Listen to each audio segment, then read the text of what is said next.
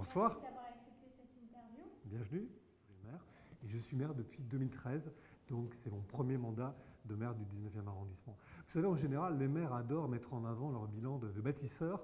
Donc sur ce registre-là, moi j'ai une grande fierté, c'est d'avoir lancé le projet de la première médiathèque du 19e arrondissement, cet arrondissement, grand arrondissement populaire de Paris, qui est un des derniers arrondissements de Paris à ne pas avoir de médiathèque. Le 19e arrondissement aura sa médiathèque. Nous allons choisir le projet architectural dans quelques jours maintenant. Et donc, c'est sans doute, en termes de construction, ma plus grande fierté. Mais ma vraie fierté, c'est d'être un bâtisseur du quotidien. C'est-à-dire d'essayer en tout cas de changer la vie de mes concitoyens au jour le jour, de façon très concrète, très pragmatique, très simple. Alors c'est beaucoup plus discret, beaucoup plus modeste, mais je crois que c'est beaucoup plus impactant sur la vraie vie des vrais gens. J'ai quelques exemples à l'esprit, je pourrais les multiplier. Je pense par exemple aux cérémonies de remise de diplôme du brevet que nous organisons en ce moment même, tous les soirs, avec les 13 collèges de l'arrondissement. Et ces cérémonies nous permettent d'accueillir les élèves lauréats, leurs familles, leurs professeurs, et de solenniser dans un moment qui reste un moment très joyeux, la remise du diplôme, qui est le premier diplôme. Et je pense qu'on est dans une société, et sans doute aussi dans une ville, qui ne renvoie pas tellement de messages positifs aux ados, aux jeunes, et c'est une occasion de valoriser leur réussite et de leur envoyer aussi un message de confiance. Autre exemple, j'ai souhaité généraliser à l'échelle de tout l'arrondissement la limitation de vitesse à 30 km/h. Et là aussi, je pense qu'on a réussi à anticiper, à être un peu les préfigurateurs de l'évolution vers une ville plus apaisée, avec moins de circulation, moins de pollution et donc moins de vitesse, donc plus de sécurité routière, et donc une ville où on s'entend mieux dans tous les sens du terme, auditif et relationnel. Il faudra que ça passe aussi par ce type de mesures. Je pourrais aussi évoquer le succès formidable du bassin de baignade que nous avons installé pendant 3 mois avec Anne Hidalgo sur le bassin de la Villette. Dans les eaux du bassin de la Villette, premier bassin de baignade en eau naturelle. Des milliers de Parisiens, et pas que des Parisiens d'ailleurs, sont venus profiter de cet endroit magnifique et se baigner dans des eaux naturelles du bassin de la Villette. Voilà, c'est des choses qui marquent, je crois, la réalité et le quotidien de la vie des habitants du 19e arrondissement. Oui, il y a 3 idées. Première idée, c'est un constat.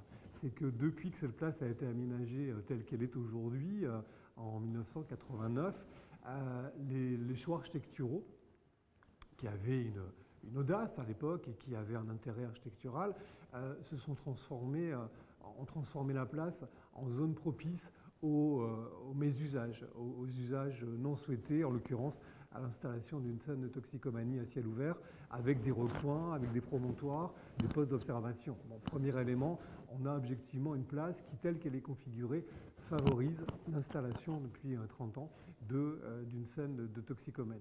Deuxième constat, on a une place qui, parce qu'elle fait écho à l'histoire des murs des fermiers généraux, qui est refermée sur son environnement immédiat. Le paradoxe d'une place, une place, a priori, c'est un endroit où on converge depuis toutes les sources qui l'entourent. Or là, avenue Jean Jaurès, avenue de Flandre, quai de Seine, quai de Loire, la place leur tourne le dos. Et refermée sur ce que j'appelle ses affluents. Donc il y a l'idée de réouvrir la place vers ces affluents que sont les avenues de Flandre, Jean Jaurès, les quais de Seine et de Loire. Et puis troisième idée, que je crois encore plus ambitieuse et encore plus forte, c'est que Paris redécouvre son patrimoine fluvial. Et cette place de Stalingrad, aujourd'hui, elle est au cœur d'un patrimoine exceptionnel, avec d'un côté le bassin de la Villette, qui est le plus grand plan d'eau parisien, et à 50 mètres, le canal de Saint-Martin, qui est aussi un lieu magique du Paris qu'on aime et que les Parisiens aiment s'approprier. Et aujourd'hui, la place de Stalingrad oppose les deux, et les deux se tournent le dos. Voilà. Et au milieu, vous avez un passage avec un métro aérien, avec une voie circulée très bruyante, très polluée, très encombrée, qu'on a du mal à traverser à pied et à traverser tout court. Donc l'idée, c'est de refaire un lien, d'établir une continuité paysagère entre le bassin de la Villette et le canal Saint-Martin. Et donc Stalingrad pourrait devenir, j'espère qu'elle deviendra, une place des canaux faisant le lien entre ces deux éléments majeurs du patrimoine fluvial des Parisiens et de Paris. D'accord. Donc beaucoup de riverains pensent que ce n'est pas qu'une question sur l'urbanisme Quels sont donc les aménagements complémentaires à ce futur réaménagement?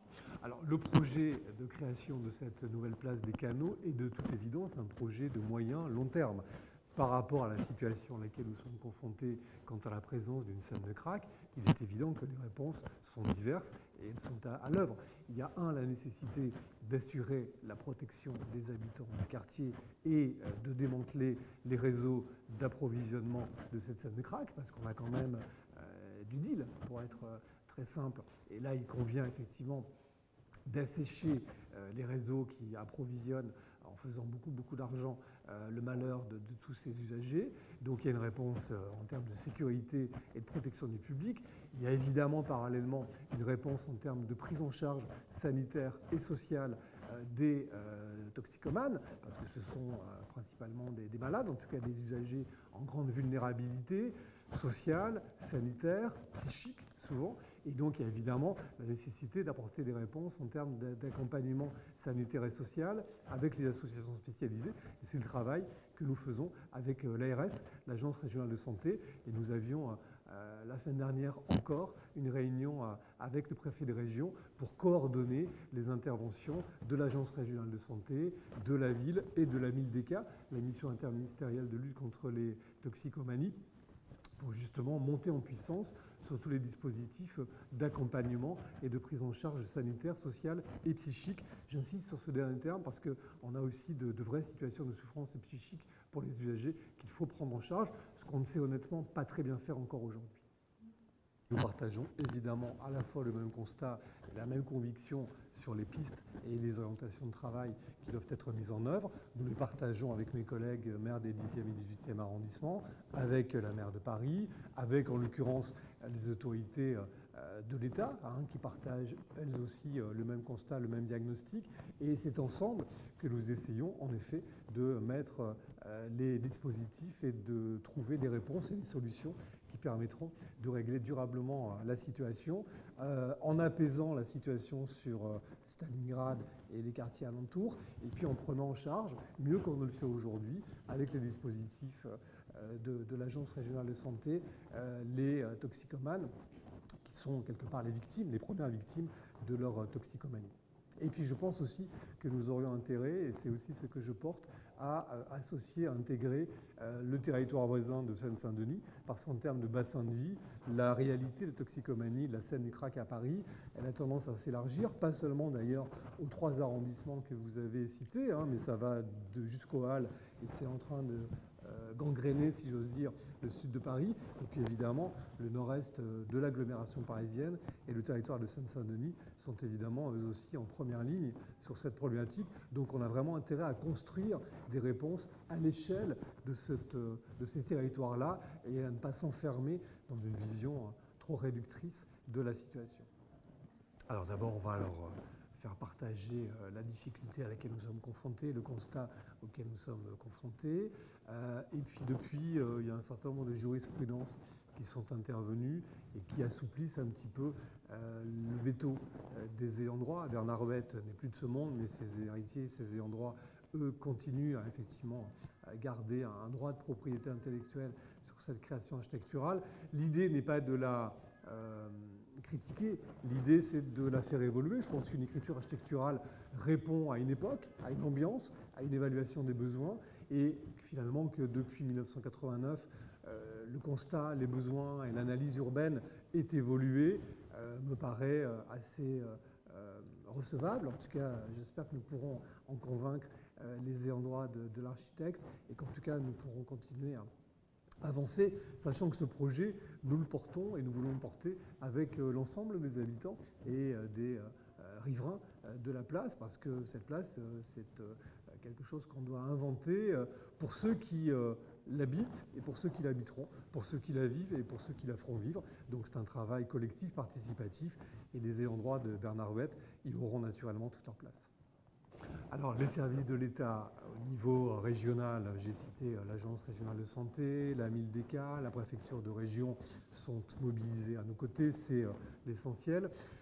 J'ai effectivement l'impression que la ministre de la Santé n'a pas fait des questions de toxicomanie une priorité jusqu'à présent de son action.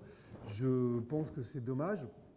dans la mesure où on assiste aujourd'hui en France, et pas uniquement en France, à une explosion de la production, de la consommation et de la circulation de la cocaïne. Or, le crack est un dérivé de la cocaïne, et je pense que c'est une situation dont le gouvernement et l'État en général peinent à prendre toute la mesure. Je crois que c'est aussi le rôle et peut-être la valeur ajoutée des élus de proximité que sont des maires, d'être en prise directe avec la vraie vie et la réalité des choses et de pouvoir faire remonter des messages d'alerte, d'interpeller. C'est aussi ce que nous apportons au travail collectif. Je ne désespère pas de convaincre la ministre qu'il est urgent de mettre beaucoup plus de moyens sur la prévention, l'accompagnement et la lutte contre la toxicomanie. Alors écoutez, ce que je peux vous dire aujourd'hui, c'est que je suis totalement mobilisé sur ce mandat, mais que mon engagement et mon enthousiasme pour cet arrondissement sont intacts.